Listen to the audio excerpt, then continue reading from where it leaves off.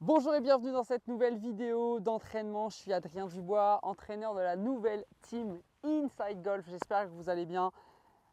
Inside Golf, la nouvelle application qui vous permet de pouvoir enfin vous entraîner, vous coacher et solutionner de nombreux problèmes en quelques minutes que vous pourrez retrouver bien évidemment juste en dessous de cette vidéo avec le lien pour commencer votre entraînement.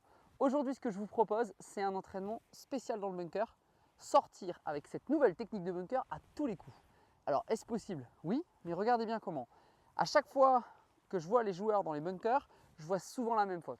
Un point d'entrée dans le sable qui est trop loin avant la balle, où le club s'enfonce, il n'y a pas la glisse, donc on reste trop court, au contraire, on est 10 fois trop long, on n'arrive pas à gérer tout ça. Mais déjà, on aimerait bien sortir tout le temps et facilement avec le bon rebond du club.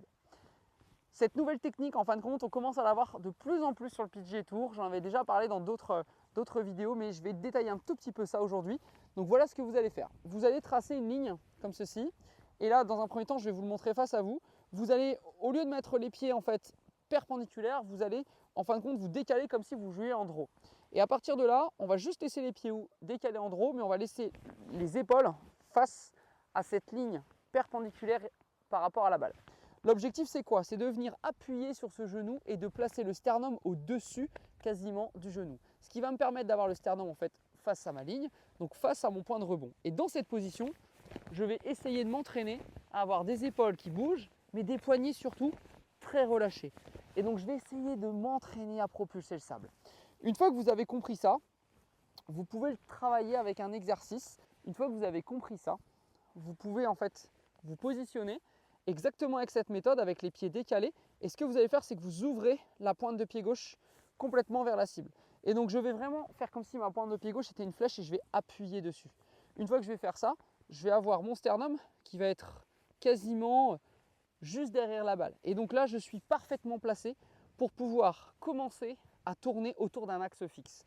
Parce que le gros problème que l'on voit finalement dans la plupart des sorties de bunker, c'est la crainte de ne pas sortir, c'est la peur d'aller trop loin, de prendre trop la balle, d'avoir un club qui s'enfonce de trop. Donc tout ça, entre ces différentes causes, génère de la frustration et de la crainte avant de jouer. L'objectif que je vous propose là, c'est de pouvoir vous positionner et de ressentir que lorsque vous êtes installé, en fait tout va se faire autour d'un seul axe, qui va être le côté gauche. On recule ce côté droit, pourquoi? Ça va nous donner aussi de la place pour tourner au backswing, plutôt que d'être bloqué ici, peut-être sur la rotation, notamment si on est un joueur senior. Donc là, l'objectif, c'est de le reculer, d'appuyer. Et maintenant, les amis, je vais vous demander d'être hyper relâché dans les mains. Si je suis hyper relâché dans les poignets, eh bien mon club va faire balance, contrebalance, et la face va continuer de s'ouvrir. Mais ce n'est pas très grave, puisque je veux un low point avant la balle. Et d'ailleurs, dans le bunker, on parle d'impact et pas de contact, puisque notre club touche avec la semelle avant la balle. Donc une fois que j'ai compris ça, eh bien tout simplement, je trace ma ligne, je place ma balle à côté de la ligne, je décale mes pieds et j'avance au-dessus de ce genou avec mon sternum.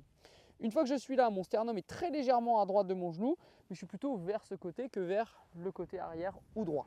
Donc une fois que je suis dans cette position, je relâche mes mains à 1 sur 5, d'accord? J'ai à peine 1 kg sur ce pied, je tourne, je rebondis, je tourne, je fais rebondir. Et regardez, j'ai toujours du sable qui se propulse du bunker, ça c'est important.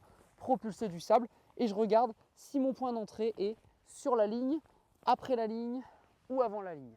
Il va falloir que vous entraîniez à avoir un point de rebond qui n'est pas après, mais qui est vraiment bien au centre. Et donc ça va être la force de cet entraînement avec le genou. On s'installe, on est très détendu, on peut ouvrir un petit peu la face. On a le club qui est exactement dans l'axe, qui n'est pas trop en avant, qui est dans l'axe. Et une fois que vous avez fait ça, eh bien c'est parti. Créez-moi un peu de vitesse et enlevez du sable pour sortir du bunker. Et ça sort tout seul.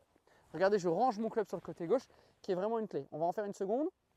Donc je m'installe, pied gauche, la balle vers le talon. Je suis vraiment vers l'avant pour ressentir. Je suis très, très relâché, très cool. Ok, 1 sur 5.